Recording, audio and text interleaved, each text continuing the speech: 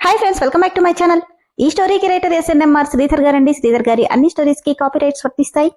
ఆయన పర్మిషన్ లేకుండా యూట్యూబ్ లోనే కాదు మరే ఇతర సోషల్ మీడియా నెట్వర్క్ లో కూడా ఆయన స్టోరీస్ ని అప్లోడ్ చేయడానికి వీల్లేదు. దయచేసి అలా చేయకండి ఫ్రెండ్స్. అలా చేస్తే లీగల్ గా చాలా ప్రాబ్లమ్స్ ఫేస్ చేయాల్సి వస్తుంది. అలానే ఈ స్టోరీస్ చదువుతున్న వాళ్ళైనా వింటున్న వాళ్ళైనా మీరు మరే ఛానల్లోనైనా శ్రీధర్ గారి స్టోరీస్ ని చూసినట్లయితే వెంటనే నాకు కామెంట్ బాక్స్ లో మెసేజ్ చేయండి. ఇది పూర్తిగా శ్రీధర్ గారి ఛానల్ అండి. కేవలం ఆయన స్టోరీస్ మాత్రమే ఇందులో ఉంటాయి. కానీ కొంతమంది పేర్లు మార్చి వేరే ఛానల్స్ లో ఆయన స్టోరీస్ ని అప్లోడ్ చేస్తున్నారు.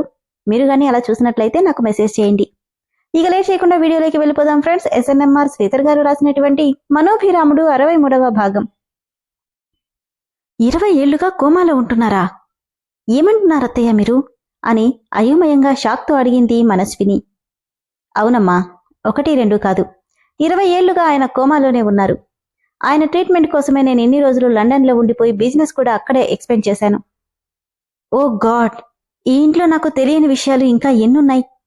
అసలు అత్తయ్య గారి భర్త బతికున్నారని కూడా నేను ఎక్స్పెక్ట్ చేయలేదు అనుకుని. కానీ అత్తయ్య ఎన్ని సంవత్సరాలుగా కోమాలో ఉన్నారంటే అసలు అంతలా ఏం జరిగింది? ఏదైనా యాక్సిడెంటా అంటే గాయత్రి, అరుంధతమ్మ కళ్లల్లో కన్నీళ్లొచ్చాయి. అభి, రామ్ ఇద్దరి పిడికిళ్ళు కోపంతో బీసుకుంటున్నాయి మను ప్రశ్నకి. చెప్పండి అత్తయ్య, ఇన్నేళ్లుగా కోమాలో ఉన్నారంటే ఏదో పెద్ద ఇన్సిడెంటే జరిగి ఉంటుంది కదా. ఇప్పుడు కాదమ్మా, టైం వచ్చినప్పుడు చెప్తాను. మేడం, ఇంకా ఎన్ని రోజులనేది చెప్పలేను. ఇప్పటికీ బయటకొచ్చే ఛాన్సెస్ 50-50 అని డాక్టర్ చెప్తుంటే గాయత్రి గర్వంగా నవ్వుతూ, ఖచ్చితంగా వస్తాడు డాక్టర్, నాకా నమ్మకముంది. నా నందు నా కోసం, తనకి ప్రాణమైన పిల్లల కోసం ఏదో ఒక రోజు కళ్ళు తెరుస్తాడు అంది. అభిరామ్ ఇద్దరూ డాక్టర్తో మాట్లాడడానికి పక్కకెళ్ళిపోతే వాళ్లు వెళ్లగానే గాయత్రి ఆనంద్ పక్కనే కూర్చుని ఆయన తల మీద నిమురుతూ, మను ఇలా రామ్మా అంటూ మనుని కూడా ఆయనకి మరో పక్క కూర్చోబెట్టింది. నందు, నా మాట నీకు వినిపిస్తుంది కదా? ఇదిగో చూడు, నీ కోడలు మనస్విని, నీ పెద్ద కొడుకు అభిరామ్ భార్య, నీ కొడుకు ఆవేశానికి తగిన భార్య. కళ్లల్లో నుండి వస్తున్న కన్నీటిని కళ్లలోనే సమాధి చేస్తూ, తొందరగా లేనందు, మేమంతా నీకోసం ఎంతలా ఎదురు చూస్తున్నామో తెలుసా? ఇంకా ఎన్ని రోజులు నిద్రపోతావు అని బాధగా అంటుంటే ఆనందభూపతి కంటి కొనల నుండి కన్నీరు కారుతుంది. అత్తయ్యా అని కంగారుగా మను పిలిస్తే గాయత్రి కర్చీఫ్తో తుడుస్తూ, మను, నువ్వాయనికి బాగా నచ్చినట్టుగా ఉన్నావు. అందుకే చెప్పలేకపోయిన ఆయన సంతోషాన్ని కన్నీళ్ల రూపంలో చూపిస్తున్నాడు అంటే ఆ మాటకి అర్థం కానట్టు చూసింది మను. ఆయనకి మనం మాట్లాడే ప్రతి మాట వినిపిస్తుందమ్మా, కానీ కళ్ళు తెరవలేడు, సమాధానం చెప్పలేడు. 20 ఏళ్లుగా పెద్ద పెద్ద డాక్టర్లు ట్రీట్ చేస్తున్నా దీని నుండి బయటకి రాలేకపోతున్నాడు. మరి మీరొచ్చి 10 రోజులవుతుంది కదత్తయ్య. ఇన్ని రోజులు ఈయన హాస్పిటల్లో ఉన్నారమ్మా. అందుకేగా నేను, అత్తయ్య గారు, అభిరామ్ ఎవరో ఒకరం ఎప్పుడూ అక్కడే ఉంటున్నాం. అలాగా, ఇన్ని రోజులు ఈ రామ్ పెట్టే టార్చర్తో అసలు ఇంట్లో ఏం జరుగుతుందో కూడా నేను తెలుసుకోలేదా అనుకుంటే విసుగ్గా అనిపించింది మనుకి. ఏమైంది మను? ఏం లేదత్తయ్యా అని అయోమయంగా వెళ్లిపోతూ ఆగి మళ్లీ వెనక్కొచ్చి ఆనందభూపతి పాదాలని తాకి కళ్ళకద్దుకుని మరీ వెళ్ళింది మనస్విని. గాయత్రి నవ్వుతూ, చూసావనందు నీ కోడలి సంస్కారం, నీ కొడుకు ఎంత మంచమ్మాయిని మన ఇంటి పెద్ద కోడలిగా తీసుకొచ్చాడో అని ఆయనతో నవ్వుతూ ఏదో మాట్లాడుతుంది. మా డాడ్ కోమాలో నుండి బయటికి రావడానికి ఇంకా ఎంత టైం పట్టచ్చు? అసలు బయటకొస్తారా అని రామ్ డాక్టర్తో అడిగితే, అది చెప్పలేం సార్. ఆయనకి తగిలింది మామూలు దెబ్బ కాదు, తల మీద ఐరన్ రాడ్తో ప్రాణం పోయేదాకా కొట్టారు. ఎక్కడో బతకాలన్న ఆశ ఇన్నేళ్లైనా ఆయన్ని ఇంకా ప్రాణాలతో ఉంచేలా చేసింది. జనరల్గా ఇలాంటి సిచ్యువేషన్లో ఉన్న వాళ్ళు బతికే ఛాన్సెస్ 1% మాత్రమే. బట్ మీ ఫాదర్ విషయంలో మాత్రం ఆయన కళ్ళు తెరవలేడు, మాట్లాడలేడేమో, కానీ మనం మాట్లాడే ప్రతి ఒక్కటి ఆయనకి అర్థమవుతుంది. దేవుడి మీద భారం వేసి మన పని మనం చేయడం తప్ప ఇంకేమీ చేయలేం అని డాక్టర్ అంటే, ఓకే డాక్టర్, మీరు రెగ్యులర్గా వస్తే చెక్ చేస్తూ ఉండండి అన్నాడు అభి. షూర్ అభి, నర్సులు కూడా ఇక్కడే ఉంటారు. ఇక నేను బయలుదేరతానని చెప్పి డాక్టర్లిద్దరూ వెళ్ళిపోయారు. సాకేత్, ఇంకో గంటలో మనకి మీటింగ్ ఉంది. మమ్మీ ఈ రోజుకి రాకపోవచ్చు, మనం ఇంకో 10 మినిట్స్లో బయలుదేరదామన్నాడు అభిరామ్. ఓకే అన్నయ్య, 5 మినిట్స్లో రెడీగా వచ్చేస్తానని చెప్పి వెళ్ళిపోయాడు రామ్. అభి కూడా వెళ్ళబోతూ ఏదో ఆలోచిస్తూ వస్తున్న మను ఎదురుగా ఏముందో కూడా చూసుకోకుండా స్తంభానికి కొట్టుకోబోతుంటే తనని చెయ్యి పట్టుకుని పక్కకి లాగేశాడు అభిరామ్. భుజం దగ్గర చెయ్యి పట్టుకుని లాగడంతో కళ్ళు కళ్ళు కలుసుకునేంత దగ్గరలో వచ్చిన ఇద్దరు చూపులు కలుసుకున్నాయి. వెంటనే అభి తన చేతిని వదిలేసి ముందు వెనుక చూసుకోవాలి, కొంచెముంటే తల పగిలేది అని చెప్పి కోపంగా అక్కడి నుండి వెళ్ళిపోయాడు. వెళ్తున్న అతని వైపే చూస్తూ సోఫాలో కూర్చుండిపోయింది మను. సార్ సార్ అంటూ లోపలికొచ్చాడు మూర్తి. సోఫాలో తలవాల్చుకుని కూర్చున్న మను పైకి లేస్తూ, ఆయన లేరండి, ఆఫీస్కెళ్ళిపోయారు.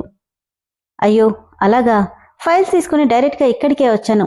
సర్లేండి మేడం, తర్వాత వస్తాను అంటూ వెళ్ళిపోతుంటే మళ్ళీ వెనక్కి తిరిగి మేడం అని పిలిచాడు. వెళ్తుంది కాస్త వెనక్కి తిరిగి ఏంటన్నట్టుగా చూసింది మనస్విని. ఎప్పటి నుండో అడుగుదామనుకుంటున్నా, పెళ్లికి ముందు సార్ మీ ఫొటోస్ వీడియోస్ చాలా తీశారు, అవన్నీ ఎలా ఉన్నాయి మేడం? మీరు గుళ్ళో డాన్స్ చేస్తున్నప్పుడు తీసిన వీడియో నేనే తీశాను, మీకు నచ్చిందా మేడం అని యాంగ్జైటీగా అడిగాడు మూర్తి. ఏంటి, ఆ వీడియో తీసింది మీరా? అవును మేడం, నేనే.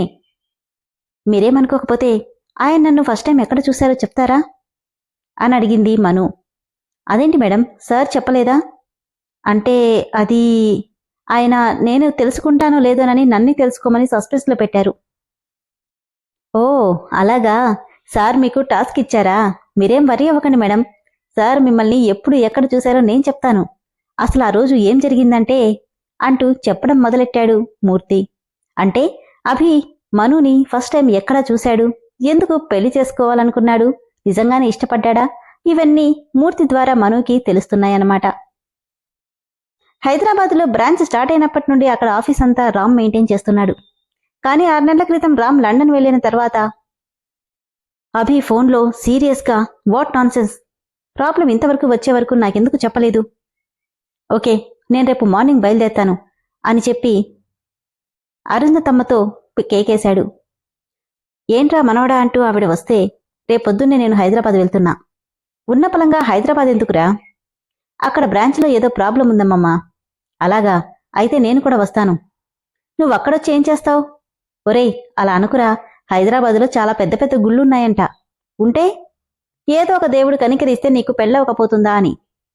నానమ్మా, నువ్వెన్ని గుళ్ళు తిరిగినా నీ కోరిక తీరదు. ఎందుకురా? ఎందుకంటే నాకు ఆడవాళ్ళంటే అసహ్యం. డబ్బు కోసం వాళ్ళు ఏమైనా చేస్తారు. అందరూ అలా ఉండరు నాన్నా, పళ్ళు బిగబట్టి అలానే ఉంటారు నానమ్మా. అందుకే వాళ్ల నుండి నాకు కావలసిన సుఖాన్ని డబ్బిచ్చి కొనుక్కుంటాను. ఆ అవసరం తీరాక ఇక పెళ్లితో అవసరం లేదు. ఇంతలో ఫోన్ రావడంతో నవ్వుతూ లిఫ్ట్ చేసి, హలో డార్లింగ్, నేను నిన్ను మిస్ చేయడమా? నెవర్. నైట్కి వచ్చేస్తాను, రెడీగా ఉండు, నాకు నచ్చినట్టుగా అని మాట్లాడుతూ వెళ్ళిపోతుంటే బాధగా నిట్టూర్చింది అరుంధతమ్మ. అమ్మా, మీరిలా పెళ్లి గురించి సార్ని అడిగే బదులు మీరే ఒక అమ్మాయిని సెలెక్ట్ చేసి పెళ్లి డేట్ కూడా ఫిక్స్ చేసి పెళ్లి రోజున చెప్పండి అన్నాడు మూర్తి. అప్పుడు వేరే ఆప్షన్ లేక సార్ సైలెంట్గా తాళి కట్టేస్తాడు. అరుంధతమ్మ కన్నీళ్లతో, అది కాదు మూర్తి, వీడి పాడు అలవాట్లకి ఏ ఆడపిల్లని బలి చేయమంటావు చెప్పు? పాపం, వీడి గురించి తెలిస్తే మనసున్న ఏ ఆడపిల్ల ఒప్పుకోదు. నిజమేనమ్మా, అలాంటప్పుడు చెప్పకుండా చెయ్యాలి. టైం బాగుంటే తనే ఈ కృష్ణుణ్ణి రాముడిగా మార్చుకుంటుంది. ఏమోరా, ఆ వచ్చే పిల్ల గాయపడ్డవాడి మనసుకి మందులా మారితే ఈ వయసులో నేనింతకంటే కోరుకునేదేదీ లేదు అని నిట్టూర్చింది అరుంధతమ్మ. అబ్బా నానమ్మా, నేనేదో ఆఫీస్ పని మీద హైదరాబాద్ వస్తే నువ్వు కూడా వచ్చావు. వచ్చిందానివి ఊరికే ఉంటావా? గుళ్ళు గోపురాలు అంటావు. పోనీ ఒక్కదానివి వెళ్ళొచ్చుగా, నన్ను రమ్మంటూ చంపుకు తింటున్నావు అని తిడుతున్నాడు హైదరాబాద్ వచ్చిన అరుంధతమ్మని అభిరామ్. కోప్పడుకురా మనవడా, ఈరోజు కృష్ణాష్టమి. అభి బుగ్గలాగుతూ, మా కృష్ణుడికి కూడా తొందరగా పెళ్లి జరగాలని పూజ చేయిద్దామని వచ్చాను. నీ కోరిక తీరదు, అలాంటి పిచ్చి ఆశలు పెట్టుకోకు. అలా అనుకురా, ఈ గుళ్ళో కోరుకుంది తప్పకుండా తీరుతుందంట. నువ్వు మారవు అనుకుంటూ మాక్ బుక్ ఓపెన్ చేశాడు. కాసేపటికి గుడి రావడంతో, మనవడా వెళ్దాం రారా. నువ్వెళ్ళు నానమ్మా, నాకు పనుంది. రామ్ కూడా లేకపోవడంతో వర్క్ అంతా పెండింగ్ పడేవిది. అది కాదురా నానమ్మా, నువ్వెళ్ళు, లేదంటే నేనిక్కడే వదిలేసి నేను వెళ్ళిపోతా. వద్దులే, నువ్వు అంత పని చేయకు అనుకుంటూ గుళ్ళోకెళ్ళింది అరుంధతమ్మ. ఆమె ఎంతసేపటికి రాకపోవడంతో, ఈ ముసల్దానికి గుళ్ళోకెళ్తే బయటికి రాదు, ఛా. అప్పుడే లీసా నుండి ఫోన్ వస్తుంది. నవ్వుతూ కార్ దిగి ఫోన్ లిఫ్ట్ చేశాడు అభి. హాయ్ బేబీ, ఎలా ఉన్నావు? నాట్ గుడ్ అభి, నువ్వు లేకపోతే రోజే గడవట్లేదు. నీకు కూడా అలానే ఉందా? నో, నాకిక్కడ కంపెనీ ఇవ్వడానికి చాలామందే ఉన్నారు.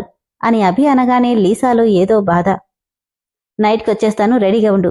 ఎలా ఉండాలో తెలుసుగా అంటుంటే అప్పుడే గుళ్ళో నుండి పాట పాడుతున్న మను మృదుమధురమైన స్వరం వినిపిస్తుంటే, Lisa, I will call you back అంటూనే ఫోన్ కట్ చేసి, ఎవరిది వాయిస్, చాలా స్వీట్గా ఉంది అనుకుంటూనే తనకే తెలియకుండా వాయిస్ వినపడుతున్న దిశగా గుళ్ళోకి నడిచాడు అభిరామ్. ఎవరో పాట పాడుతూ డాన్స్ చేస్తుండడం చూసి తనెవరో చూడాలన్న క్యూరియాసిటీతో చుట్టూ జనాలను దాటుకుంటూ వెళ్లగానే అతని కంటికి దివి నుండి దిగొచ్చిన దేవకన్యలా కనిపించింది మను. రెప్పవాల్చడం కూడా మర్చిపోయి తననే చూస్తుండిపోయాడు. ఇంతలో సార్ అంటూ మూర్తి పిలవడంతో ఆమె నుండి చూపు మరల్చకుండానే మూర్తికి అమ్మాయిని వీడియో తీయమని చెప్పి మను ఎటు వెళ్తే అటు వెళ్తున్నాడు అభిరామ్. రామ్ని తలుచుకుంటూ తన్మయత్వంగా కృష్ణుడి మీద పన్నీరు పూలమాలని విసిరేస్తే అది డైరెక్ట్గా అభి మెల్లో పడింది. నవ్వుతూ తన మెల్లో పడిన మాలని తీసి పక్కన పెట్టాడు అభి. రౌండ్గా డాన్స్ చేస్తూ తిరుగుతూ ఎదురుగా ఉన్న అభికి డాష్ ఇచ్చిన మనుని అప్రయత్నంగా తన గుండెల్లో పొదుముకున్నాడు అభిరామ్.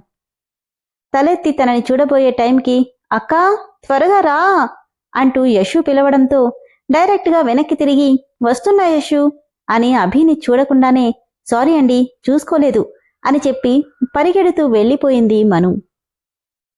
వెళ్తున్న తన వైపు నవ్వుతూ చూస్తుంటే పక్కన వాళ్ళ మాటలు వినిపించాయి.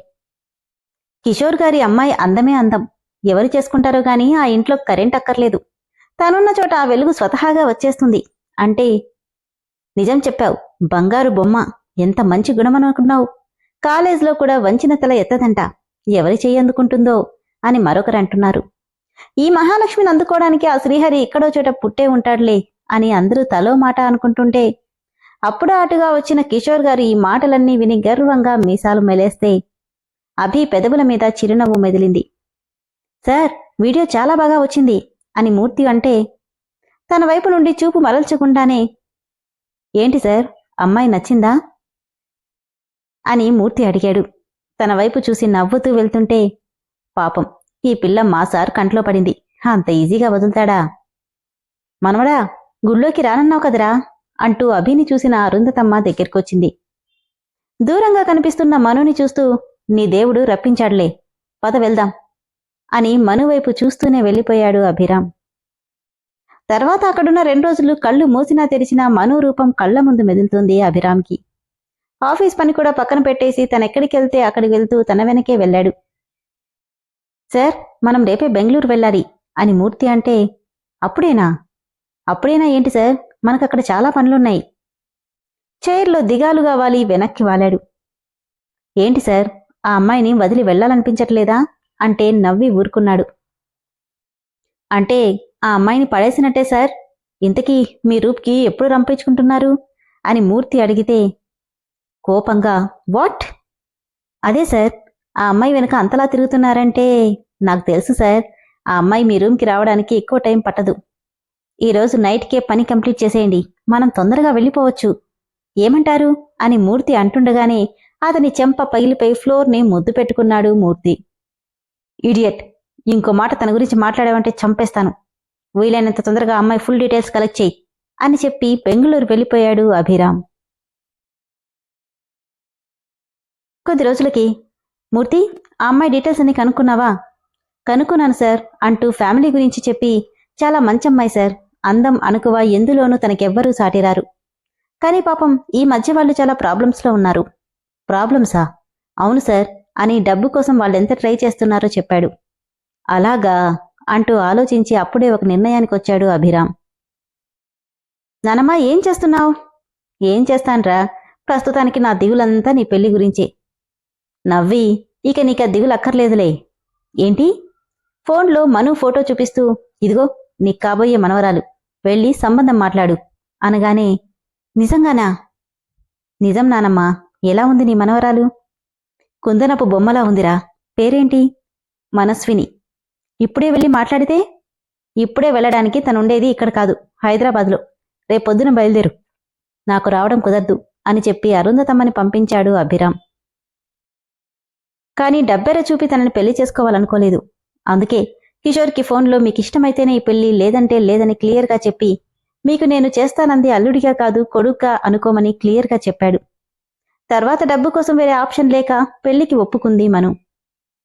ఆగకుండా ఫోన్ మోగుతుంటే సిస్టంలో వర్క్ చేసుకుంటూనే అభి నెంబర్ చూసి ఆశ్చర్యంగా ఫోన్ లిఫ్ట్ చేసింది ఎక్కడో లండన్లో ఉన్న గాయత్రి ఇదే టైంకి. నేనే అన్నాడు అభి. అభి, నువ్వు నా కోసం కాల్ చేశావా అని కన్నీళ్లతో అడిగింది అప్పటికే పెద్ద కొడుకు మాట్లాడి 5 సంవత్సరాలు దాటిపోతుంటే.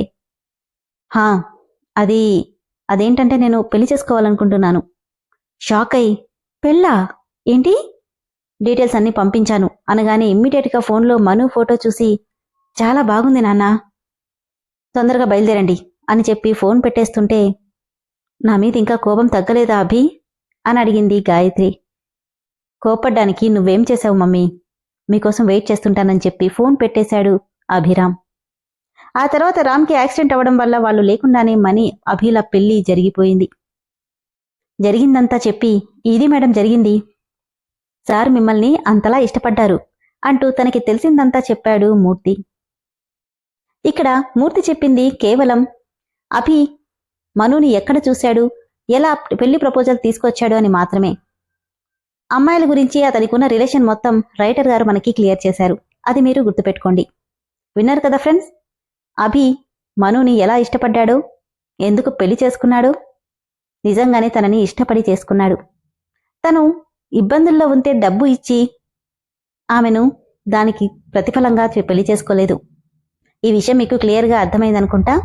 సో ఫ్రెండ్స్, స్టోరీ అయితే చాలా బాగుంది కదా. మీ అందరికీ స్టోరీ బాగా నచ్చినట్లు అనుకుంటున్నాను. వెంటనే మీకు ఎపిసోడ్స్ కావాలంటే ఇమ్మీడియట్గా మెంబర్షిప్లో జాయిన్ అవ్వండి. Thank you.